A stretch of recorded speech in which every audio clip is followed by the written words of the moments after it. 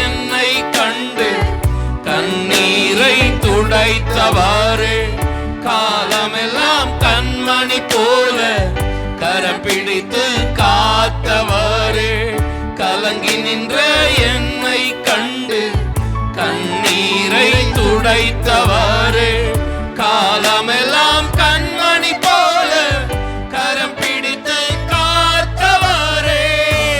L Shaddai ஆராதிப்பேன், Elohim ஆராதிப்பேன், Adonai ஆராதிப்பேன், யெஷுவா ஆராதிப்பேன்.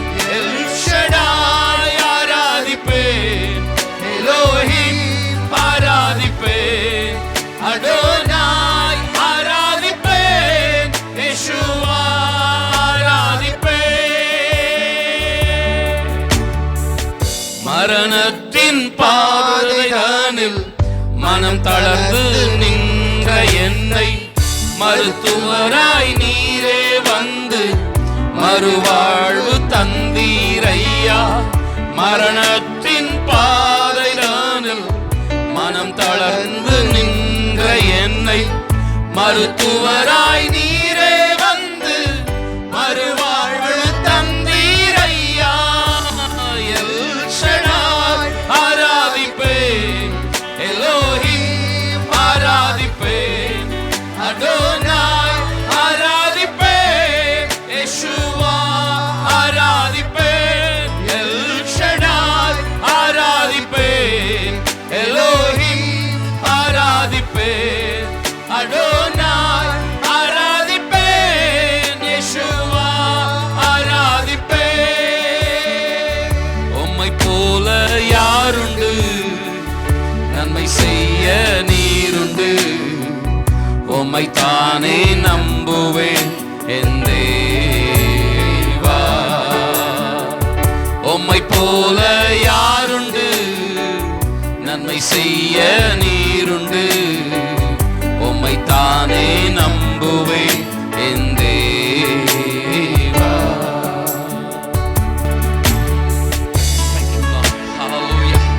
பிதாவாகிய தேவனாலும் கர்த்தராகிய இயேசு கிறிஸ்துவினாலும் கிருபையும் சமாதானமும் உண்டாவதாக. ஆமென்.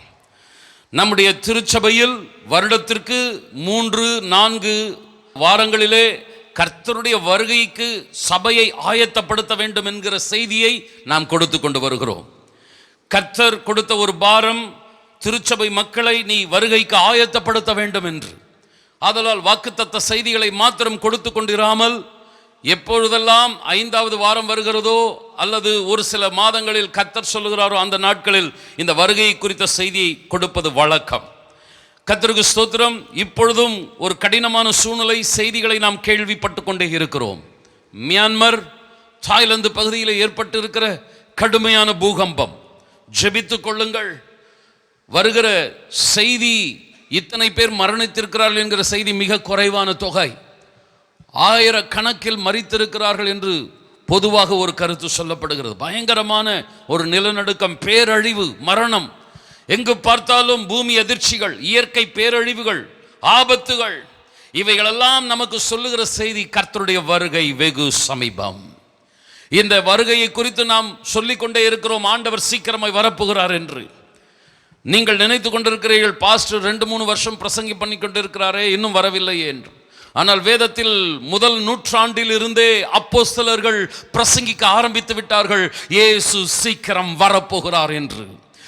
முதலாம் நூற்றாண்டு திருச்சபையில் இருந்தே தேவ ஜனங்கள் வருகைக்கு ஆயத்தமாகிற ஒரு சிந்தனையிலே காணப்பட்டார்கள். ஆண்டவர் கிருபை செய்வாராக.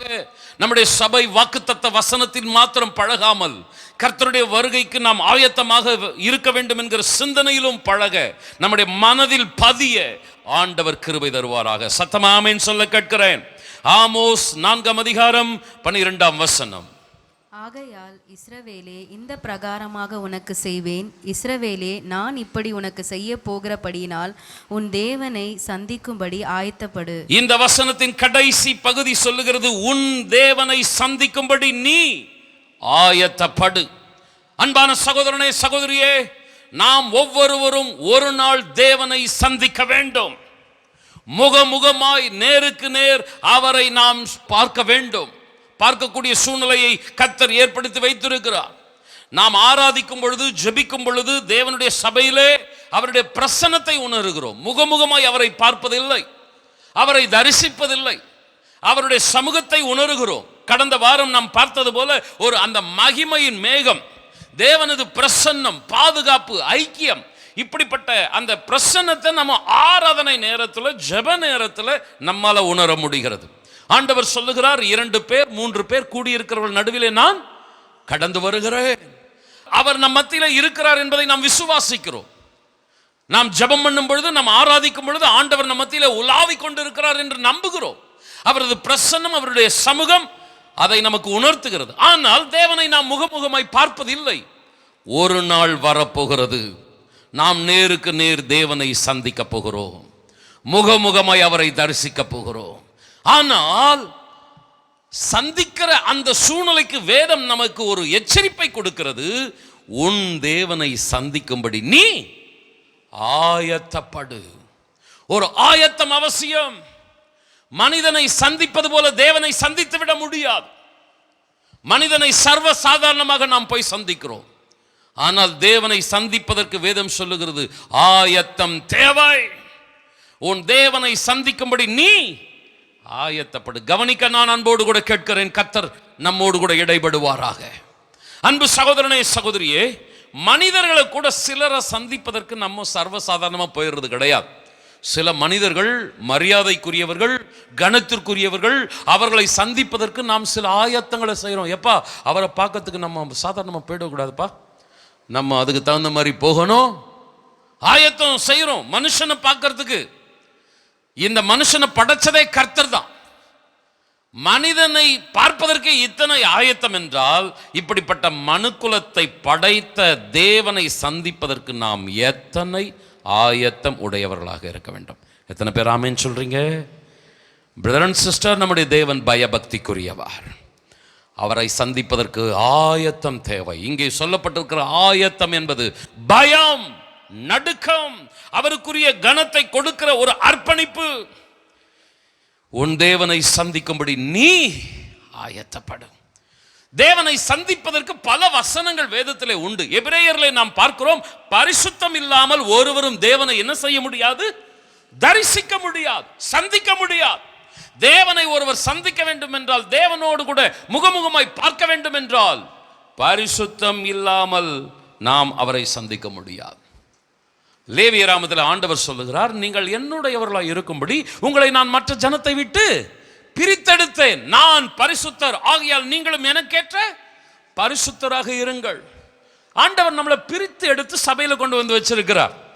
நம்ம யாரும் கிறிஸ்தவ குடும்பத்தில் பிறந்து வளர்ந்ததில்லை. ஏதாவது 1-2 குடும்பம் இருக்கலாம். ஆனால் அந்த 1-2 குடும்பத்துக்கும் அப்பாக்கு அப்பான்னு கணக்கு போட்டு பார்த்தீங்கன்னா, அவர்களும் புறமதத்திலிருந்து தான் ஆண்டவரை ஏற்றுக்கொண்டு இருப்பாங்க.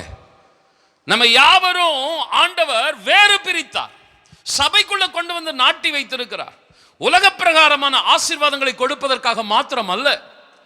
உலக பிரகாரமான ஆசீர்வாதங்களை குறித்து ஆண்டவர் கொடுக்கிற வாக்குத்தத்தம் என்னன்னா, நீ விரும்புவதற்கும் நீ கேட்பதற்கும் அதிகமாய் நான் என்ன செய்ய வல்லவராக இருக்கிறேன். பொல்லாத தகப்பன்மார்களாகிய நீங்களே உங்கள் பிள்ளைகளுக்கு நல்ல ஆசீர்வாதங்களை கொடுக்கணும்னு திட்டமிடும் போது, பரம தகப்பனாகிய நான் என்னை நம்புகிறவர்களுக்கு, என்னை தேடுகிறவர்களுக்கு அதிகமான ஆசீர்வாதங்களை நான் கொடுக்க மாட்டேனா? என்னை தேடுகிறவர்களுக்கு ஒரு நன்மையும் குறைவுபடாது. கர்த்தர் ஆசீர்வதிப்பார். ஆனா சபையை கர்த்தர் எதற்கா வைத்திருக்கிறார்? வேலை கிடைக்கணுன்றதுக்கா? கல்யாணம் ஆகணுன்றதுக்கா? வெறும் சுகம் மாத்திரம் கிடைக்கணுன்றதுக்கா? இல்ல. உன் தேவனை சந்திக்கும்படி நீ ஆயத்தப்பட வேண்டிய இடம் திருச்சபை. ஆண்டவர் சபைக்குள்ள உலாவுறார், சபைக்குள்ள உலாவி நம்மை ஆயத்தப்படுத்துகிறார். ஆண்டவர் சொல்றாரு, நான் அவர்களுக்குள்ளே உலாவி அவர்களுக்குள்ளே வாசம் பண்ணி அவர்கள் தேவனாயிருப்பேன், அவர்கள் என்னுடைய ஜனங்களாயிருப்பார்கள். ஆதலால் நீங்கள் அவர்கள் நடுவிலிருந்து புறப்பட்டு பிரிந்து போய் அசுத்தமானதை தொடாதிருங்கள். 2 கொரிந்தியர் 6ஆம் அதிகாரத்தில் நம்ம பார்க்கிறோம். அப்பொழுது நான் உங்களை ஏற்றுக்கொண்டு உங்களுக்கு பிதாவாய் இருப்பேன், நீங்கள் எனக்கு குமாரரும் குமாரத்திகளுமாய் இருப்பீர்கள் என்று சர்வ வல்லமையுள்ள கர்த்தர் சொல்லுகிறார். ஸோ சபையினுடைய அடையாளம் என்னங்க? ஹோலினஸ், பரிசுத்தம். ஆண்டவர் சபையை ஏற்படுத்தினதற்கு காரணமே நீங்கள் என்னுடையவர்களாய் இருக்கும்படி நான் உங்களை பிரித்தெடுத்தேன். ஆதலால் அவர்கள் நடுவிலிருந்து, எவர்கள் நடுவிலிருந்து? அசுத்தமான அந்த மக்கள் கூட்டத்திலிருந்து நடுவிலிருந்து பிரிந்து போய் நீங்கள் தேவனுடைய ஆலயமாக பரிசுத்தமாக இருக்க வேண்டும். இந்த கட்டடம் அல்ல தேவனது ஆலயம், நீங்களே தேவனது ஆலயம். எத்தனை பேர் ஆமென் சொல்லுகிறீர்கள்? கைகளினால் கட்டப்பட்ட ஆலயத்தில் அல்ல நான் வாசம் பண்ணுவது, உங்கள் இருதயத்தில், உங்கள் சரீரத்தில் நான் வாசம் பண்ணுகிறவராக இருக்கிறேன். நீங்கள் என்னுடையவர்களாக பரிசுத்தம் உள்ளவர்களாக இருக்க வேண்டும். அதற்காகவே நான் பிரித்தெடுத்தேன். ஆனால் பிரியமானவர்களை, இன்றைக்கு சபையிலே பரிசுத்தத்தை காண முடிகிறதா? நல்ல பாடல், ஆராதனை, அழகான ஒரு ராகம், கர்த்தருக்கு ஸ்தோத்திரம், அந்த மியூசிக், அந்த லைட்னிங், இதெல்லாம் பார்க்கும்போது அப்படியே பயங்கரமான ஒரு ஆராதனை இருக்கிறது. செய்தியை கவனிச்சா ஒரு பவர்ஃபுல் மெசேஜ், வல்லமையான செய்தி இருக்கிறது. ஆலய கட்டடங்களை பார்த்தா அலங்காரமாக, அழகாக, பிரம்மாண்டமாக இருக்கிறது. வருகிற கூட்டத்தை பார்த்தா திருவிழாக்கு வருகிற கூட்டத்தை போல திரளாக இருக்கிறது. எல்லாம் ஓகே. ஆலயத்தின் அடையாளம் பரிசுத்தம். அந்த பரிசுத்தம் ஆலயத்தில் இருக்கிறதா? தேவன் விரும்புகிற பரிசுத்தம் ஆலயத்தில் இருக்குமானால் அதுதான் தேவனுடைய ஒரு திருச்சபையாக இருக்கிறது. ரோமர் 12 வாசிக்கிறோம், புத்தியுள்ள ஆராதனை எது? உங்கள் சரீரங்களை தேவனுக்கு பிரியமான பரிசுத்தமான ஜீவ பலிகளாக ஒப்பு கொடுப்பதை ஒரு புத்தியுள்ள ஆராதனை. பிரதர் அண்ட் சிஸ்டர், தேவனை சந்திக்க ஒரு ஆயத்தம் தேவை. அந்த ஆயத்தம் என்பது நமக்குள் காணப்படுகிற பயம், நடுக்கம், பரிசுத்தத்தை குறித்த ஒரு ஆழமான அர்ப்பணிப்பு. நான் இந்த ஆமோஸ் 4ஆம் அதிகாரத்துக்குள் நான் போகிறேன். அன்பானவர்களே, இந்த ஆமோஸ் 4ஆம் அதிகாரத்தில் ஆண்டவர் சொல்றாரு, இஸ்ரவேலே, நான் உனக்கு இப்படி செய்கிறபடியால் உன் தேவனை சந்திக்கும்படி ஆயத்தப்படு. கொஞ்சம் வேகமா செய்தி கொண்டு போறேன், கவனிங்க. நான் உனக்கு இப்படி செய்கிறபடியால், என்னமோ நடக்குதுங்க. ஆண்டவர் ஆமோஸ் 4ஆம் அதிகாரத்தில் என்னமோ சொல்றார். நான் உனக்கு இப்படி செய்கிறபடினால என்னை சந்திக்கிறதுக்கு நீ ஆயத்தமா இரு. ஆக்சுவலா இந்த வசனம் எதை குறிக்கிறது தெரியுங்களா? ஜட்ஜ்மெண்ட், நியாய தீர்ப்பை குறிக்கிறது. நான் உனக்கு இப்படி செய்ய போகிறபடினால் என்று ஏதோ வாக்குத்தத்தத்தை கொடுக்கல. நீங்க ஆமோஸ் 4ஆம் அதிகாரத்தை நீங்க கவனித்து பார்ப்பீர்களா, 5 இடத்துல ஆண்டவர் திரும்ப திரும்ப சொல்லுகிற ஒரு வார்த்தை, நீங்கள் என்னிடத்தில் மனம் திரும்பாமற் போனீர்கள். ஒரு வசனத்தை உதாரணத்துக்கு வாசிங்க. 4ஆம் அதிகாரம் 6ஆம் வசனம். ஆகையால் நான் உங்கள் பட்டணங்களில் எல்லாம் உங்கள் பல்லுகளுக்கு ஓய்வையும் உங்கள் ஸ்தலங்களில் எல்லாம் அப்பக்குறைவையும் கட்டளையிட்டேன். ஆகிலும் நீங்கள் என்னிடத்தில் திரும்பாமற் போனீர்கள். ஆகிலும் நீங்கள் என்னிடத்தில் திரும்பாமற் போனீர்கள் என்று கர்த்தர் சொல்லுகிறார். இந்த வார்த்தையை நீங்க எழுதி வைத்துக் கொள்ளுங்க, வீட்டில் போய் வாசிங்க. 6ஆம் வசனம், 8ஆம் வசனம், 9ஆம் வசனம், 10ஆம் வசனம், 11ஆம் வசனம். இந்த 5 வசனத்துல ஆண்டவர் திரும்ப திரும்ப சொல்லுகிற ஒரு வார்த்தை, ஆகிலும் நீங்கள் என்னிடத்தில் திரும்பாமற் போனீர்கள். நான் உனக்கு இப்படி செய்கிறபடியால். பிரதர் அண்ட் சிஸ்டர், உங்க செவி கொஞ்சம் இங்க ஷார்ப்பா இருக்கட்டும். வாக்குத்தத்த செய்தியை கேட்கறதுக்கு ரொம்ப உற்சாகமா இருக்கும் மனசு. ஆனால் இந்த செய்தியை கேட்க விடாமல் நிறைய தடை இருக்கும். ஏன்னா நம்ம வருகையில் போயிடக்கூடாதுல்ல, கர்த்தருடைய வருகைக்கு நம்ம ஆயத்தமாகிடக்கூடாதுல்ல. நமக்கு நிறைய டிஸ்டர்பன்ஸ் இருக்கும். இப்போ தான் நல்ல ஆழ்ந்த தூக்கம் வரும். கவனிக்க அன்போடு கூட கேட்டுக்கொள்கிறேன். கர்த்தருக்கு ஸ்தோத்திரம். அன்பானவர்களே, ஆண்டவர் பலவிதமான செயல்களை இந்த 4ஆம் அதிகாரத்திலே தேவனுடைய ஜனங்களுக்கு செய்கிறார். இஸ்ரவேலே, நான் உனக்கு இப்படி செய்கிறபடியினால் என்று சொல்லப்பட்டிருக்கிற அந்த வார்த்தை எதை குறிக்கிறது என்றால், ஆண்டவர் பலவிதமான சிக்ஷைகளை அனுப்புகிறார். 6ஆம் வசனத்தில் நம்ம என்ன வாசிச்சோம்? உங்கள் பல்லுகளுக்கு ஓய்வை கொடுக்க போகிறேன், உங்களுடைய ஸ்தலங்கள்ல அப்ப குறைவை நான் கொடுக்க போகிறேன். கொஞ்சம் சாப்பாட்டில் குறைவு. அதுக்கு அடுத்த வசனங்கள்ல 8ஆம் வசனத்தில் பார்த்தீங்கன்னா தண்ணீர் குறைவு. 9ஆம் வசனத்தில் பார்த்தீங்கன்னா விளைச்சலில் நஷ்டம். 10ஆம் வசனத்தில் பார்த்தீங்கன்னா கொள்ளை நோய்கள். 11ஆம் வசனத்தில் பார்த்தீங்கன்னா ஆபத்துகள், இயற்கை சீற்றங்கள், பலவிதமான சூழ்நிலைகள். ஆண்டவர் ஒவ்வொன்றா இஸ்ரவேல் ஜனங்களுக்குள்ள அனுப்புகிறார். அப்ப குறைவை அனுப்புகிறார், தண்ணீர் குறைவை அனுப்புகிறார், விளைச்சல்ல நஷ்டத்தை கொடுக்கிறார், வியாதியை அனுப்புகிறார். ஆபத்துகள், இயற்கை ஆபத்துகள், இதைகளெல்லாம் அனுப்புகிறார். இதெல்லாம் தேவனுடைய ஜனங்களுக்கு அனுப்பி என்னத்தை ஆண்டவர் எதிர்பார்க்கிறார்னா, என் ஜனங்கள் மனம் திரும்புவார்கள், என் ஜனங்கள் உணர்வடைவார்கள், தாங்கள் செய்தது தவறு என்று உணர்ந்து என்னிடத்தில் அவர்கள் மனம் திரும்பி வருவார்கள். ஆனால் அன்பான சகோதரனை, சகோதரியே, தேவனது ஜனங்கள் மனம் திரும்பவே இல்லை. எத்தனை சிட்சித்தாலும், எத்தனை ஆண்டவர் தண்டித்தாலும், கற்றுக் கொடுத்தாலும் அவர்கள் உணர்வடையவே இல்லை. காரணம் என்ன தெரியுமா? அவர்களுக்குள் ஒரு சிந்தை இல்லை. ஒரு நாள் நாம் தேவனை சந்திக்க வேண்டும் என்கிற சிந்தனை இல்லை. ஆதலால் தான் இங்கே ஆண்டவர் சொல்லுகிறார், இஸ்ரவேலே, நான் உனக்கு இப்படி செய்கிறபடியால் உன் தேவனை சந்திக்கும்படி ஆயத்தப்படு. சில போராட்டங்கள், பிரச்சனைகளை அனுமதித்து ஆண்டவர் சொல்றாரு, நீ ரெடியா இரு, என்ன சந்திக்கணும், ஜட்ஜ்மெண்ட். ஆனால் இந்த வார்த்தையை நான் வருகைக்கு நம்ம ஆயத்தமாக வேண்டும் என்கிற கோணத்தில் நான் கொண்டு போகிறேன். இந்த ஆயத்தம் நமக்குள் இல்லாவிட்டால் நிச்சயமாக இந்த ஜட்ஜ்மெண்ட், நியாய தீர்ப்பிலே நாம் சிக்கிக் கொள்ளுவோம். நம்முடைய வாழ்க்கையிலே பலவிதமான சூழ்நிலைகளை கர்த்தர் அனுமதிக்கிறார். நான் அடிக்கடியை சொல்லுகிற ஒன்று, என்னுடைய வாழ்க்கையில ஏதாகிலும் ஒரு பாதிப்பு வருமானால், ஏதாகிலும் ஒரு நஷ்டம் வருமானால், நான் உடனே ஆண்டவர்கிட்ட இப்படிதான் ஜெபம் பண்ணுவேன், ஆண்டவரே, நான் ஏதாகிலும் தவறு செய்ததுண்டா, நான் ஏதாகிலும் உம்மை துக்கப்படுத்தினது உண்டா, நான் யாரையாகிலும் ஏமாற்றியது உண்டா, எனக்கு உணர்த்தும் ஆண்டவரே, நான் அதை சரி செய்து கொள்ளுகிறேன். முதல்ல டாக்டர் கிட்ட போறது கிடையாது, முதல்ல லாப நஷ்ட கணக்குகளை உக்காந்து போடுறது கிடையாது. உக்காந்து கால்குலேட் பண்ணுவேன், என்ன எவாலுவேட் பண்ணி பார்ப்பேன், நான் எந்த விதத்தில் தவறு செய்திருக்கிறேன். பிரதர் அண்ட் சிஸ்டர், கர்த்தர் ஒவ்வொன்றா செய்கிறார். 5 காரியத்தை செய்கிறார். அப்ப குறைவு, தண்ணீர் குறைவு, விளைச்சல் நஷ்டம், வியாதி, திடீர்னு வருகிற இயற்கை ஆபத்துகள், ஒவ்வொன்றா ஆண்டவர் அனுப்பிட்டு எதிர்பார்க்கிறாரு, என் ஜனம் என்கிட்ட வரும், தான் செய்த தவறை உணரும், மனம் திரும்பும்.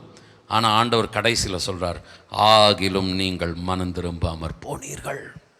காரணம், அவங்களுடைய மண்டையில், அவங்களுடைய சிந்தனையில் ஒரு எண்ணம் இல்லவே இல்லை, ஒரு நாள் நாம் தேவனை சந்திக்க வேண்டும். இன்றைக்கும் சபையில் சிலர் துணிகரமான பாவத்தில் இருக்கிறாங்க, ஞானஸ்நானம் எடுத்திருக்கிறாங்க, ஆனால் கர்த்தருக்கு விரோதமான பாவம் செஞ்சுட்டு இருக்கிறாங்க. அவருடைய இருதயத்தில் இல்லாத ஒரு சிந்தனை, ஒரு நாள் நான் தேவனுக்கு முன்பாக நிற்க வேண்டும், அந்த சிந்தனை அவர்களுக்குள்ள இல்லை. மனுஷனை ஏமாத்திடலாம், ஆனால் கர்த்தருக்கு முன்னாடி போய் நம்ம நிற்க போகிறோம் பாருங்க, எதையும் ஆண்டவருக்கு மறைக்கவே முடியாது. ஏனென்றால் அவருடைய 7 கண்களும் பூமி எங்கும் உலாவி கொண்டிருக்கிறது. அவருடைய பார்வைக்கு மறைவானது ஒன்றுமே இல்லை. 4 சுவர்களுக்கு மத்தியிலே யாருக்கும் தெரியாமல் நாம் செய்கிற காரியம் கூட கர்த்தர் கவனித்துக் கொண்டிருக்கிறார். யோசேப்பு சொல்லுகிறான், ஓ, யாரும் பார்ப்பதற்கு இல்லை என்று அந்த போத்திபாரின் மனைவி சொல்லுகிறாள், என் வீட்டில் யாருமே இல்லை. ஆனால் யோசேப்பு சொல்லுகிறான், கர்த்தருக்கு விரோதமாய் நான் பாவம் செய்வது எப்படி? கர்த்தர் பார்த்து கொண்டிருக்கிறார். இருப்பது எகிப்து தேசம், வாக்குத்தத்த தேசம், கானான் தேசம், பரிசுத்தமான தேசம் அல்ல, எகிப்து தேசம், விக்கிரக தேசம், பாவத்தை தண்ணீரை போல குடிக்கிற தேசம். ஆனால் அந்த இடத்திலிருந்து யோசேப்பு சொல்லுகிறான், கர்த்தர் பார்க்கிறார் என்னை. ஹல்லேலூயா. பிரதர் அண்ட் சிஸ்டர், இன்றைக்கு இந்த பரிசுத்தன்றது பெரிய ஒரு கேள்விக்குறியாக இருக்கிறது. ஆதி திருச்சபையில் இங்கே நம்ம பிரசங்கம் பண்ணுறது போல வருஷத்துக்கு 3-4 பிரசங்கம்லாம் கிடையாதுங்க. ஒவ்வொரு பிரசங்கத்தையும் நீங்கள் கவனிச்சு பாருங்க. அப்போஸ்தல நடவடிக்கைகளில் ஒவ்வொரு பிரசங்கத்தையும், அதுக்கு அடுத்து இருக்கிற பிரசங்கத்தை கவனிச்சு பாருங்க. ஒவ்வொரு பிரசங்கத்திலையும் அந்த செய்தியாளர்கள் வருகையை குறித்து சொல்லுவார்கள். நிருபங்களை வாசித்து பாருங்கள். 1 கொரிந்தியராக இருக்கட்டும், கடைசி இருக்கிற யூதாவாக இருக்கட்டும், வெளிப்படுத்தின விசேஷமாக இருக்கட்டும், ஒவ்வொரு நிருபத்தையும் வாசித்து பாருங்க. வருகையை குறித்து சொல்லாம ஒரு நிருபமும் முற்று பெறவே இல்லை. பிரசங்கம் பண்ணினாலும், கடிதங்களை எழுதி சபைக்கு அனுப்பினாலும், ஆதி அப்போஸ்தலர்கள் வருகையை தவறாமல் சபைக்கு சுட்டி காட்டி கொண்டே இருந்தார்கள். நம்ம பாடல் ஆராதனையில் பார்த்தீங்கன்னா, பழைய பாடல்களை நீங்கள் கவனித்து பார்த்தீங்கன்னா, ஒவ்வொரு பாட்டுக்கு மத்தியிலும் கடைசிலையாவது நடுவிலையாவது என்ன இருக்கும், வருகை குறித்து ஒரு பாடல் இருக்கும். இந்த ஆராதனையின் துவக்கத்துக்கு முன்னாடி ஒரு பாட்டு பாடணும். அவர் வரும் நாளினில் என்னை கரமசைத்து அன்பாய் கூப்பிட்டு சேர்த்து கொள்வார். பாடுங்களேன். அவர் சமூகமதில் அங்கே அவருடனே ஆடி பாடியே மகிழ்ந்திடுவேன். ஒவ்வொரு பாட்டையும் நீங்கள் எடுத்து பாருங்களேன், பழைய பாடல்களை பாருங்களேன். அதிலெல்லாம் நீங்கள் பார்த்தீங்கன்னா வருகையை குறித்து ஒரு பாட்டு இருக்கும், ஒரு சரணம் இருக்கும். கர்த்தருக்கு ஸ்தோத்திரம். பழைய செய்தியாளர்கள் பிரசங்கம் பண்ணும்போது வருகையை குறித்து பிரசங்கம் பண்ணுவாங்க. பழைய பாடல் ஆசிரியர்கள் பாடலை எழுதும்போது அந்த பாடலை ஒரு அர்ப்பணிப்பு கொண்டு வந்துடணும், வருகைக்கு நேராக ஜனங்களை கொண்டு போகணும். இன்றைக்கி ஃபுல்லாக திருச்சபைகளில் செழிப்பின் உபதேசம், கிருப உபதேசம். நீ என்ன தப்புனாலும் கடவுள் உன்னை ஆசீர்வதிப்பார். உனக்கு கர்த்தர் BMW காரை தருவார். உனக்கு பெரிய பெரிய ஒரு ஆசீர்வாதத்தை கொடுப்பார். பாவத்தை கடிந்து கொள்கிற பிரசங்கங்கள் குறைந்து விட்டது. ஜனங்களுக்கு பிரியமான செய்தியை கொடுப்பதற்குரிய ஒரு செய்தியாளர்கள் பெருகிவிட்டது, ஆராதனைகள் பெருகிவிட்டது. இந்த இடத்திலே தான் கூட்டங்கள் நிரம்பி வழிகிறது. சத்தியத்தை சொல்லுகிற கடிந்து கொள்ளுகிற சபைகளிலே கூட்டங்கள் குறைந்து கொண்டு இருக்கிறது. எனக்கு அன்பான சகோதரனே சகோதரியே, நாம் எதை வாஞ்சிக்கிறோம்? ஆண்டவர் ஆமோஸ் மூலமாய் திருச்சபை மக்களை பார்த்து சொல்லுகிறார், உன் தேவனை சந்திக்க நீ ஆயத்தமாய் இருக்க வேண்டும். ஆதி அப்போஸ்தலர்கள் கடிதம் எழுதினாலும் பிரசங்கம் பண்ணினாலும் வருகைக்கு ஆயத்தப்படுத்தும்படியான செய்திகளை கொடுத்து கொண்டே இருந்தார்கள். எதை நாம் வாஞ்சிக்கிறோம்? வெறும் உலக பிரகாரமான காரியம் மாத்திரமா? இம்மைக்காக மாத்திரம் நாம் கிறிஸ்துவின் மேல் நம்பிக்கை உள்ளவர்களாய் இருந்தால் எல்லா மனிதரை பார்க்கலாம் நாம் பரிதபிக்கப்படத்தக்கவர்களாய் இருப்போம். பிரதர், நீங்கள் சபைக்கு வர்றதெல்லாம் வேலைக்காக, பணத்துக்காக, கல்யாணத்துக்காக, உலக காரியங்களுக்காகன்னு இருக்குமான்னா ஆண்டவர் உன்னை விட்டுற மாட்டார், உனக்கு கொடுப்பார். நான் சொல்கிறது நல்லா கேட்டுக்கோ, நீ கேட்கறத கொடுத்துருவார். ஆனால் உன் மனசில் ஒரு தாட் இல்லைன்னா, என் தேவனை ஒரு நாள் நான் சந்திக்கணுமே என்கிற ஆயத்தம், பயம், நடுக்க இல்லைன்னா அவர் வருவார் பாருங்க, மத்திய ஆகாயத்தில் வருவார் பாருங்க. உனக்குள்ள என்ன ஆசை அதிகமாக இருக்குது? உலகம், பணம், ரைட்பா. என்னை சந்திக்கணும்னு ஆயத்தமாக இருக்கிற மக்களை நான் கூட்டிகிட்டு போகிறேன். உனக்கு உலகம், பணம், இந்த வாழ்க்கை இதுதானே அதிக ஆசை, இருந்து அனுபவிப்பா. நான் என் ஜனங்களை கூட்டிகிட்டு போகிறேன், விட்டுட்டு போயிடுவார். நீ எதை அதிகமாக ஆசைப்பட்டியோ அது உனக்கு நரகம் போல காணப்படும். அன்பான சகோதரனே சகோதரியே, தேவனை தவிர்த்து எல்லாமே நமக்கு இன்னல்களாக, துன்பங்களாக மாறிவிடும். ஆண்டவர் நம்முடைய இருதயங்களை தொடுவாராக. அவரை சந்திக்கக்கூடிய ஆயத்தத்தில் நம்மை இன்னும் கட்டி எழுப்புவாராக. எத்தனை பேர் ஆமேன்னு சொல்றீங்க? வேதம் சொல்லுகிறது, பரிசுத்தமாக இருக்கிறவன் இன்னும் பரிசுத்தம், நீதி செய்கிறவன், வேத வசனத்தை கேட்கிறவன், கீழ்ப்படுகிறவன், அர்ப்பணிக்கிறவன் இன்னும் நீதி செய்யட்டும். நம்ம வளரணும். ஏன்னா ஒரு நாள் நம்ம யாரை சந்திக்க போறோம்? ஆண்டவரை சந்திக்க போறோம். 1 யோவான் 3:2-3 வசனங்கள். பிரியமானவர்களே, இப்பொழுது தேவனுடைய பிள்ளைகளாய் இருக்கிறோம், இனி எவ்விதமாய் இருப்போம் என்று இன்னும் வெளிப்படவில்லை. ஆகிலும் அவர் வெளிப்படும் போது அவர் இருக்கிற வண்ணமாகவே நாம் அவரை தரிசிப்பதினால் அவருக்கு ஒப்பாய் இருப்போம் என்று அறிந்திருக்கிறோம்.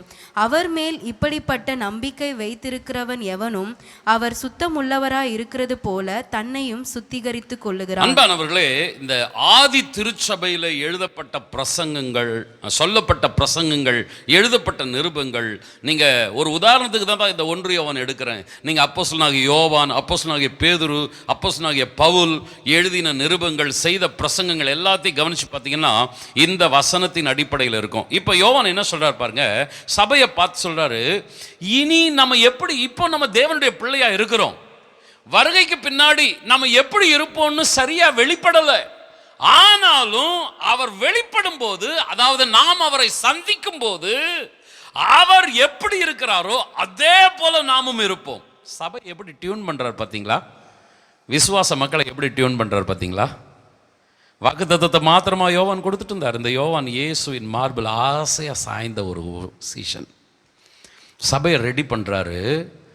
நீ ஆண்டவரை சந்திக்க போகும்போது எப்படி இருப்ப தெரியுமா? அவர் எப்படி இருக்கிறாரோ அதே போல நீயும் தேவ சாயலாய் இருப்பாய். எத்தனை பேர் ஆமேன்னு சொல்றீங்க? அது ஒரு நாள்ல நடக்கிறது கிடையாதுங்க. தேவ சாயல் என்பது மகிமை மேல் மகிமை அடைவது, நாளுக்கு நாள் பலத்தின் மேல் பலன் அடைந்து மறுரூபம் அடைவது. ஆராதனையில் வர கலந்து கொள்ள நம்முடைய பாவ சாயல் ஒளிகிறது, தேவ சாயல் உண்டாகிறது. சத்தமா ஆமேன்னு சொல்லுங்களேன். உலகம் நமக்குள் குறைகிறது, தேவன் நமக்குள் பெருகுகிறார். நான் என்கிற அந்த சுயம் சாகிறது, தேவன் என்கிற அந்த ஆண்டவருடைய வல்லமை நமக்குள் ஆளுகை செய்கிறது. இதுதான் ஆராதனையினுடைய நோக்கம். அப்போஸ்தலனாகிய யோவான் சபையை டியூன் பண்றாரு. இதை சொல்லிட்டு 3ஆம் வசனத்தை சொல்றாரு, அவர் மேல இப்படிப்பட்ட நம்பிக்கை வைத்திருக்கிறவன் எவனும் அவர் எப்படி சுத்தமுள்ளவராக இருக்கிறாரோ அப்படியே தன்னையும் சுத்திகரித்துக்கணும். பிரதர் அண்ட் சிஸ்டர், நான் மறுபடியும் ஆமோஸ்க்கு வரேன், கவனிங்க. பரிசுத்தம் இல்லாமல் தேவனை தரிசிக்க முடியாது. அதனால யோவான் அதை ஜனங்களுக்கு அழகாக கற்றுக் கொடுக்குறார். நீ எப்படி தெரியுமா இருக்க போற? இங்கே வேணுமானாலும் பலவிதமான சாயல்கள் இருக்கலாம், ஆனால் நம்ம தேவனை சந்திக்கும் பொழுது, உன் தேவனை சந்திக்கும்படி ஆயத்தப்படுன்னு சொன்னார் இல்லையா? அப்படி நீ தேவனை சந்திக்கும் போது அவர் எப்படி இருப்பாரோ அதே போல நாமும் இருக்க போகிறோம். சபைக்குள்ள ஒரு வாஞ்ச தாகத்தை பெருக பண்றார். அந்த சாயல் உனக்குள்ள வேணுமா? அவர் எப்படி சுத்தமாக இருக்கிறாரோ அப்படியே உன்னையும் சுத்தப்படுத்திக்கொள். என் அன்பான சகோதரனை சகோதரியே, வரப்போகிற நாட்களிலே பல திட்டங்களை நீங்கள் போட்டுக்கொண்டு இருக்கிறீர்கள். என்னுடைய படிப்பில் நான் இப்படி இருக்க வேண்டும், என்னுடைய வேலையில் நான் இந்த அளவுக்கு உயர்ந்திருக்க வேண்டும், என் எதிர்காலம், என்னுடைய குடும்பம் இப்படியெல்லாம் இருக்க வேண்டும். பல திட்டங்கள் போட்டிருக்கிறீர்கள். நடக்கும். நீங்கள் நினைப்பதற்கு மேலாக ஆசீர்வாதமான காரியங்கள் உங்களுக்கு கைகூடி வரும். சத்தமா ஆமென் சொல்லுங்கள். ஆனால் அந்த திட்டங்களுக்கு மத்தியிலே ஒரு திட்டத்தை உங்கள் மனதிலே ஆழமாய் பதிய வைத்துக் கொள்ளுங்கள். ஒரு நாள் வரப்போகிறது, நான் தேவனை சந்திக்க போகிறேன். எத்தனை பேர் ஆமென் சொல்லுகிறீர்கள்? ஆமோஸில் ஆண்டவர் 5 இடத்துல சொல்லுகிறார், நீங்கள் என்னிடத்தில் மனம் திரும்பாமற் போனீர்கள். ரொம்ப ரொம்ப துக்கத்தோடு ஆண்டவர் சொல்றார். இந்த சபையில் ஆண்டவர் எத்தனை பேரை பார்த்து அப்படி சொல்வார்? நான் எவ்வளவோ உன்னை ஆலோசனை கொடுத்தேன், எத்தனையோ பிரசங்கம் பண்ணேன், எத்தனையோ சிக்ஷைகளை கொடுத்தேன், ஆனாலும் நீ மனம் திரும்பலையே அப்படின்னு எத்தனை பேரை பார்த்து ஆண்டவர் சொல்லுவார்? நீங்கள் வேதத்தில் கடைசி புத்தகம் பார்த்தீங்கன்னா வெளிப்படுத்தின விசேஷம். இந்த வெளிப்படுத்தின விசேஷத்தில் பார்த்தீங்கன்னா ஆமோஸில் எப்படி 5 முறை சொல்கிறாரோ அதே போல் வெளிப்படுத்தின விசேஷத்துலேயும் ஆண்டவர் சொல்கிறாரு, அவர்கள் மனம் திரும்பவில்லை. ஒரு வசனத்தை வாசிங்க, 16ஆம் அதிகாரம் 11ஆம் வசனம். தங்கள் வருத்தங்களாலும் தங்கள் புண்களாலும் பரலோகத்தின் தேவனை தூஷித்தார்களே அல்லாமல் தங்கள் கிரியைகளை விட்டு மனம் திரும்பவில்லை. சிக்ஷைகளை தண்டனைகளை அனுப்பும்போது தேவனை தூஷிக்கிறாங்களாம். என்ன தேவன் எனக்கு பண்ணிட்டாரு? சபைக்கு போய் எனக்கு என்ன கிடைச்சிச்சு?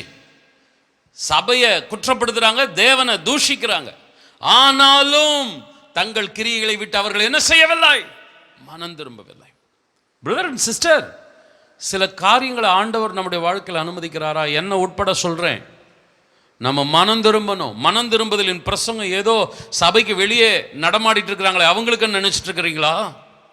சபைக்கு உள்ள உக்காண்டு இருக்கிறவங்களுக்கு தான் மனம் திரும்புதலின் பிரசங்கம். ஆண்டவராக இயேசு கிறிஸ்து தன்னுடைய வாயை திறந்து சொன்ன முதல் பிரசங்கம் மனம் திரும்புங்கள், தேவனுடைய ராஜ்யம் சமீபமாக இருக்கிறது. எங்க அந்த பிரசங்கத்தை தொடங்கினார்? தெருவிலையா? ஸ்ட்ரீட் பிரீச்சிங்கா? சபையில யூதர்களுக்கு மத்தியில அவர் அந்த பிரசங்கத்தை தொடங்கினார். தேவனது ஜனங்களுக்கு செய்யப்பட்ட பிரசங்கம், முதல் பிரசங்கம் மனம் திரும்புங்கள். ஆகையால் அன்பானவர்களே, நமக்குரிய பிரசங்கம், ஊழியக்காரனாகிய எனக்குரிய பிரசங்கம், விசுவாசிகளாகிய நமக்குரிய பிரசங்கம் தான் மனம் திரும்புதல். ஒன்றத்தை நான் ஃபைனலுக்குள்ள கொண்டு போறேன், இறுதி செய்திக்குள்ள கொண்டு போகிறேன். மனம் திரும்புதல் நமக்கு இந்த பூமியிலே தான் உண்டு. மரணத்துக்கு பின்னாடி மனம் திரும்புதல் கிடையாது. சில சபைகளில் மரிச்சிட்டவங்களுக்காக பரிகாரம் பண்ணுறாங்க, பாவ பரிகாரம் பண்ணுறாங்க. ஐயோ, இவர் சாகிறதுக்கு முன்னாடி இந்த தப்பெல்லாம் பண்ணார், இதெல்லாம் பண்ணிட்டா இந்த வேண்டுதலை கேட்டுட்டு அவர் நரகத்துக்கு போகிற அவரை பரலோகத்துக்கு கொண்டு போயிடுவாங்க. No chance.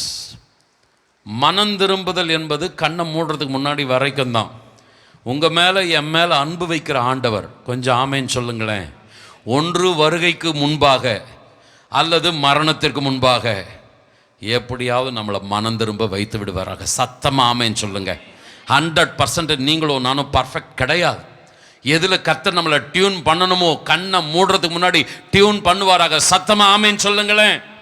ஆண்டவர் நம்மோடு கூட இருப்பாராக. ஒரு உதாரணத்தை நான் உங்களுக்கு முன்னாடி வச்சுட்டு முடிக்க விருப்பப்படுறேன். லூக்கா சுவிசேஷம் 16ஆம் அதிகாரம் 24ஆம் வசனம். அப்பொழுது அவன், தகப்பனாகிய ஆபிரகாமே, நீர் எனக்கு இறங்கி லாசரு தன் விரலின் நுனியை தண்ணீரில் தோய்த்து என் நாவை குளிர பண்ணும்படி அவனை அனுப்ப வேண்டும், இந்த அக்கினி ஜுவாலையில் வேதனைப்படுகிறேனே என்று கூப்பிட்டான். இந்த ஓமை நமக்கு நல்லா தெரியும். ஐஸ்வர்யவான் நல்ல சம்பிரமமா வாழ்ந்தான், நல்ல ரத்தாம்பரம் உடுத்தி வசதியா வாழ்ந்தான். அந்த தரித்திரனும் சாப்பிடுறதுக்கு கூட ஒண்ணு இல்லாம பசியும் பட்டினியுமா இருந்தான். ரெண்டு பேருமே மரிக்கிறார்கள். பணக்காரங்கிட்ட இருக்கிற பணம் அவனுடைய மரணத்தை தடுத்து நிறுத்தல. ஏழை எப்படி மறைக்கிறானோ அப்படியே பணக்காரனும் மறிக்கிறான். அவன்கிட்ட இருக்கிற பணம் அவனை காப்பாத்தல. ஒரு நாள் வரும், மரணத்தை யாராலும் தடுத்து நிறுத்தவே முடியாது. நீங்க ஏழையா பணக்காரனா, படிச்சவங்களா படிக்காதவங்களா, நீங்க எந்த மதமா இருக்கட்டும், எந்த ஜாதியா இருக்கட்டும், ஒரு நாள் மரணத்தை சந்தித்தே ஆகணும். மரணத்துக்கு அடுத்து என்ன நடக்குதுங்க? இவன் ரியலைஸ் பண்றான், ஐயோ நான் தப்பு செய்துட்டேன், எனக்கு பரலோக தேவனே ஒரு இரக்கத்தை கொடுப்பீராக, நான் தவறு செய்துட்டேன். பரலோக அமைதியா இருக்கு. சரி, அந்த லாசருவினுடைய விரல் நுனியில ஒரு தண்ணியை தொட்டாவது எனக்கு கொடும். என்னுடைய நாவு மிகவும் உலர்ந்து போயிருக்கிறது, இந்த அக்கினி ஜுவாலையில வேதனைப்பட்டு இருக்கிறேன், மனம் திரும்புதல் இல்லை அங்கே. பிரதர் அண்ட் சிஸ்டர், இந்த சபை கூடி வருதல நீ அலட்சியப்படுத்தினா, ஆண்டவருடைய சமூகத்தை நீ ஒரு வேண்டா வெறுப்பா கருதுனா, ஒரு நாள் தேவனை சந்திக்கக்கூடிய அந்த ஒரு நாள் நமக்கு ஆசீர்வாதமாக இருக்காது. லாசரு மரிச்சான், ஆபிரகாம் மடிக்கு போயிட்டான். அதாவது அவன் கொடிய தரித்திரத்திலையும் கர்த்தருக்காக வாழ்ந்தான். பிரதர் ஒன்று சொல்கிறேன் பாருங்களேன், உங்களுக்கு நிறைய பணப்பிரச்சனைலாம் தீர்த்துட்டா நீங்கள் கர்த்தருக்காக வைராக்கியமாக வாழ்வீங்கன்னு அர்த்தமா? கிடையாது. உங்களுக்கு என்ன ஸ்டாண்டர்டில் கர்த்தர் வச்சிருக்கிறாரோ அதில் மன ரம்மியமாக இருங்க. எத்தனை பேர் ஆமேன்னு சொல்கிறீங்க? 3வது வாரம் பிரசங்கத்தை மறுபடியும் மறந்துடாதீங்க.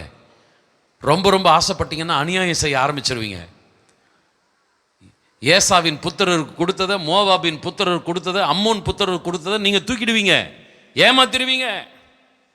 எனக்கு இதுதான்ப்பா ஆண்டவர் அளந்து வச்சிருக்கிறாரு, அவங்களுக்கு இருக்குதா இருக்கட்டும், அவங்களுக்கு கொடுத்துருக்காரு, எனக்கு இதுதான். எத்தனை பேர் ஆமேன்னு சொல்றீங்க? கர்த்தர் என்னை ஆசீர்வதிக்கணும்னு நினைச்சிட்டா எதுவும் என்னை தடுக்கவே முடியாது. சத்தமா ஆமேன்னு சொல்லுங்களேன். அன்பானவர்களே, இந்த லாசரு அட்ட தரித்திரத்திலையும் கர்த்தருக்காக வைராக்கியமா இருந்தான். இந்த வாழ்க்கை ஒரு நிலையற்ற வாழ்க்கை. பணம் நம்மக்கிட்ட இருக்கலாம், இல்லாமல் இருக்கலாம். வசதிகள் இருக்கலாம், இல்லாமல் இருக்கலாம். ஒன்று நம்மக்கிட்ட இருக்கணும், பரிசுத்தம் நம்மக்கிட்ட இருக்கணும். கர்த்தரை சந்திக்கிற அந்த ஆயத்தம் நமக்குள்ளே இருந்துகிட்டே இருக்கணும். இந்த ஓமை சொல்லுகிற ஒரு முக்கியமான ஒரு காட்சியை உங்களுக்கு காட்டிடுறேன் பாருங்களேன். உலகத்தில் ஐஸ்வர்யவான் எப்படி இருக்கிறான்? நல்ல அருமையான ட்ரெஸ், அவன் நடந்து போனான்னா அவனுக்கு மேன்மை மரியாதை எல்லாமே இருக்கிறது. ஆனால் அந்த லாசரு பார்க்கறதுக்கு எப்படி இருக்கிறான்? ஒரு பரிதாபமான காட்சி. அவனை பார்க்கறதுக்கோ விசாரிக்கிறதுக்கோ ஒருத்தனும் இல்லை. இந்த உலகத்தில் காணப்படுகிற காட்சி. ஆனால் அப்படியே காட்சி மாறுது பரலோகத்தில். இந்த லாசரு தரித்திரன் ஆபிரகாமின் மடியில் கொண்டு போய் விடப்படுகிறான். தேவ தூதர்கள் ஆற்றுகிறார்கள், தேற்றுகிறார்கள். பரலோகத்துக்கு முன்னாடி ஒரு கனத்திற்குரிய பாத்திரமா நிற்கிறான். ஆனால் இந்த ஐஸ்வர்யவான் பரிதாபமாக நரகத்தில், பாதாளத்தில் கதறுகிறான். காட்சி மாறுகிறது. பிரதர் அண்ட் சிஸ்டர் கவனிங்க, உலக மேன்மை மகிமை ஒரு நாள் குப்பை போல போகும். மியான்மர், தாய்லாந்து கவனிச்சு பாருங்க. அழகழகான மாடி கட்டடங்கள் குப்பை கூலங்களாக குவிந்து கிடக்கிறது. ஒரு நாள் இந்த முழு உலகமும் அதே போல குப்பையாக மாறும். வானம் பூமி ஒரு நாள் சுருட்டப்படும், அக்கினினாலே இரையாகிவிடும். ஆனால் தேவனுக்காக வாழ்கிறவர்கள் பிரகாசமான இடத்துல இருப்பார்கள். எத்தனை பேர் ஆமென் சொல்லுகிறீர்கள்? பாதுகாப்பாக இருப்பார்கள், ஆபிரகாமின் மடியில் இருப்பார்கள். இந்த காட்சியை மறந்துடாதீங்க அருமையானவர்களே. நீங்கள் பரலோகத்தில் பிரகாசமாக இருக்கணுன்றது இந்த பாரமான ஜெபம், இந்த பாரமான பிரசங்கம். உலகத்தில் வெண்மனை பார்க்கறதுக்கு நீங்கள் பரிதாபமாக அந்த லாசர் இருந்தால் பாருங்கள், என்னை விசாரிக்கிறதுக்கு யாரும் இல்லை பாஸ்டர், ஒரு டம்ளர் தண்ணி குடிக்கிறதுக்கு யாரும் இல்லை பாஸ்டர். ஆனாலும் பாஸ்டர் நான் ஆராதனை விட மாட்டேன், ஆண்டவர் விட மாட்டேன், எனக்கு ஆண்டவர் தான் முக்கியம். ஒரு நாள் வரும், நீ கனத்திற்குரிய பாத்திரமா பரலோகத்தில் நிற்ப. ஆமேன்னு சொல்லுங்களேன். உலக மேன்மை மகிமை பெருமை இதுவே உன் தலைமையில் இருக்குமான்னா என்ன நடக்கும்னு சொல்ல முடியாது. கர்த்தர் நேசிப்பாரானால் 5 பிரச்சனைகளை அனுப்பி ஆமோஸ் அதிகாரத்தில் ஜனங்களை தொட்டது போல ஒருவேளை கர்த்தர் தொடுவாராக, மாற்றுவாராக. சத்தமாக ஆமேன்னு சொல்லுங்களேன். அன்பானவர்களே, இந்த ஐஸ்வர்யம் மறுபடியும் கதறான், எனக்கு தான் இந்த மனம் திரும்ப வாய்ப்பு கிடைக்கல. எனக்கு 5 பிரதர்ஸ் இருக்கிறாங்க, அவர்களாவது இந்த இடத்துக்கு என்ன பண்ணக்கூடாது, வரக்கூடாது. அதனால் ஆண்டவரே ஒரு ரிக்வெஸ்ட், இந்த தரித்திரனை, இந்த லாசருவை கொஞ்சம் என் வீட்டுக்கு கொஞ்ச நாளுக்கு அனுப்பும். அவன் போய் என்னுடைய பிரதர்ஸ்க்கு பிரசங்கம் பண்ணட்டும். அப்போ என் ஜனங்கள், என்னுடைய பிரதர்ஸ் மனம் திரும்பி வருவாங்க. கவனிங்க, நான் தான், எனக்கு தான் மனம் திரும்புவதற்குரிய வாய்ப்பு முடிஞ்சு போச்சு. அட்லீஸ்ட் என் ஜனங்கள், என்னுடைய குடும்பம் மனம் திரும்பட்டும். இன்னொன்னு கேட்கிறேன், ஜெபம் கேட்கப்பட்டதா? 2 ஜெபத்தை அந்த ஐஸ்வர்யம் பண்ணான். 1, ஒரு சொட்டு தண்ணீராவது எனக்கு கொடும். 2, இந்த லாசருவை அனுப்பி என் குடும்பத்தை கொஞ்சம் ரட்சிப்புகள் நடத்தும். ஒரு நல்ல பாரமான ஜெபம்தான், நல்ல ஜெபம்தான். இந்த ஜெபம் கேட்கப்பட்டதா? கேட்கப்படலை. உனக்கு சபையில் பாய போட்டு விரிச்சு ஜெபம் பண்ணுறதுக்கு வாமான்னு கூப்பிடுறோம். ஜெபத்தை கேட்குறவர் ஓடோடி வந்து காத்திருக்கிறாரு. ஜெபம் வேண்டா வெறுப்பா இருக்குது. இந்த ஜெபத்தினுடைய மேன்மை ஒரு நாள் உனக்கு தெரியும் பிரதர், சிஸ்டர். ஜெபத்தை கேட்கிறவர் சபையில் உலாவிட்டு இருக்கும் போதே ஓடி வா சபைக்கு. நீ தனியா கூட பரவாயில்ல, ஜெபம் பண்ணு. ஆமேன் சொல்லுங்களேன். ஆண்டவருடைய சமூகத்தில் ஜெபத்தில் காத்துரு. ஒரு நாள் நீ ஜெபிக்கணும்னு ஆசைப்படுவ, ஜெபம் பண்ணவ, ஆனா அது கேட்கப்படுமான்னு சொல்ல முடியாது. அந்த இடம் நம்மள ஒருத்தருக்கு வரக்கூடாது. ஆமேன் சொல்லுங்களேன். ஆண்டவரே, உம்முடைய சமூகம் எங்களுடைய சபையை தொடட்டும். ஆண்டவரே, இந்த பூலோகத்திலேயே சபை கூடி வருதில்ல, ஜெப நேரத்தை, எங்களுக்கு கொடுக்கிற வாய்ப்புகளை நாங்கள் பயன்படுத்திக்கணும். முழு உலகத்தையும் ஆதாயப்படுத்தி என் ஜீவனை நஷ்டப்படுத்தினா ஒரு லாபமும் இல்லை. எத்தனை பேர் ஆமேன் சொல்றீங்க? பிரதர் அண்ட் சிஸ்டர், என்னத்தை வாரின்னு போனா இந்த ஐஸ்வர்யவான்? எதுவுமே லாபம் இல்லை பிரதர். அதுக்காக அட்டை தருத்தத்தில் இரு, ஒன்றுமே இல்லை மாரி அப்படி சொல்லலை. உனக்கு பிரசங்கம் பண்ணுற நான் சொந்தமாக வீடு கட்டி வச்சுருக்கிறேன். உங்களுக்கு என்ன பாஸ்டர், எல்லாத்தையும் செட்டில் பண்ணிட்டீங்க, நோகாமல் பிரசங்கம் பண்ணுறீங்க? இல்லை, இப்பயும் என் மண்டையில் இருக்கிறது சொல்கிறேன், எதுவுமே எனக்கு சொந்தம் இல்லை. எப்போ ஆண்டவர் வராரோ தூக்கி எல்லாத்தையும் குப்பை மாதிரி விட்டுட்டு போயிட்டே இருக்கணும். ஹல்லேலூயா. எனக்கு நிரந்தரம் அந்த நித்தியம்தான். ஆமென் சொல்லுங்களேன். ஆண்டவர் உங்களை ஆசீர்வதிப்பாராக. அதே சமயம் தேவனை சந்திக்க உங்களை ஆயத்தப்படுத்துவாராக. கடைசியாக நான் ஒரு வார்த்தையோடு நான் முடிக்கிறேன்.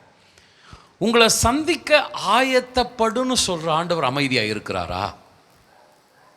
அவர் ஒரு காரியத்தை ஆயத்தம் பண்ணிட்டு இருக்கிறார். நீ சபையே, நீ ஆயத்தமாக இருன்னு சொல்ற ஆண்டவர் பரலோகத்தில் சும்மா இல்லைம்மா, அவர் ஒரு காரியத்தை ஆயத்தமாக பண்ணிட்டு இருக்கிறார். வாசிங்க, யோவான் சுவிசேஷம் 14ஆம் அதிகாரம் 2-3 வசனங்கள். என் பிதாவின் வீட்டில் அநேக வாசஸ்தலங்கள் உண்டு. அப்படி இல்லாதிருந்தால் நான் உங்களுக்கு சொல்லியிருப்பேன். ஒரு ஸ்தலத்தை உங்களுக்காக ஆயத்தம் பண்ண போகிறேன். நான் போய் உங்களுக்காக ஸ்தலத்தை ஆயத்தம் பண்ணின பின்பு நான் இருக்கிற இடத்திலே நீங்களும் இருக்கும்படி நான் மறுபடியும் வந்து உங்களை என்னிடத்திலே சேர்த்துக் கொள்வேன். தேவனை சந்திக்க ஆயத்தமாகி கொண்டிருக்கும் ஒவ்வொருவருக்கும் தேவன் ஒரு வாசஸ்தலத்தை ஆயத்தமாக்கி கொண்டிருக்கிறார். பிரசங்கம் பண்ணுகிறவர்களே ஆகாதவர்களா போயிடுவாருங்க. ஆண்டவர் பிரசங்கம் பண்றாரு, என்னை சந்திக்கிறதுக்கு நீ ஆயத்தப்படு. ஆமென். அதே சமயத்தில் பிரசங்கம் பண்ற ஆண்டவர் சொல்றாரு, உன்னை சந்திக்கிறதுக்கு நான் ஆயத்தமா இருக்கிறேன். என்ன நல்ல ஆண்டவர். ஹல்லேலூயா. என்னப்பா, என்ன ஆண்டவர் ஆயத்தம் பண்ணிட்டு இருக்கிறாருன்னா, நீ வரும்பொழுது உனக்காக ஒரு பரலோகத்தில் ஒரு வாசஸ்தலம். எத்தனை பேர் ஆமேன்னு சொல்றீங்க? அழகான ஒரு கட்டடம். இந்த ஊரில் நீங்கள் கட்டுற கட்டடம் எல்லாம் மேஸ்திரிங்க இன்ஜினியரிங் கட்டுற கட்டடம். அதில் 1008 ஓட்டல் இருக்கும், ஒடிசல் இருக்கும், பிரச்சனை இருக்கும். ஆனால் பரலோகத்தில் தேவனே நமக்கு ஒரு அழகான வாசஸ்தலம். கொஞ்சம் 2 கரங்களை உயர்த்தி ஹல்லேலூயா. என்னை சந்திக்க ஆயத்தப்படுன்னு சொல்கிற ஆண்டவர் இதோ வாரந்தோறும், மாதந்தோறும், வருடந்தோறும் ஆலயத்துக்கு ஓடோடி வந்து எப்படியாவது வருகையில் அவரை சந்திச்சணும்னு ஆயத்தமாகி கொண்டிருக்கிற என் ஜனங்களுக்கு நான் ஒன்றும் செய்யாமல் இருப்பேனா? ஒரு வாசஸ்தலத்தை உங்களுக்காக நான் ஆயத்தம் பண்ணி கொண்டிருக்கிறேன். ஆமென். அந்த வாசஸ்தலத்துக்கு நம்மை அழைத்து செல்ல போகிறார். மத்தேயு 25ஆம் அதிகாரத்தில் பார்த்தீங்கன்னா வாசஸ்தலம் ரெடியாக இருக்குது, ஆனால் ஆயத்தம் சபைக்குள்ளே இல்லை. கொஞ்சம் முழங்கார் படியிடலாமா?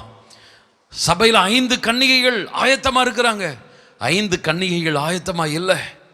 சடங்காச்சாரமா சபைக்கு வந்து போறாங்க, எந்த ஒரு ஆழமான அர்ப்பணிப்பு இல்லை.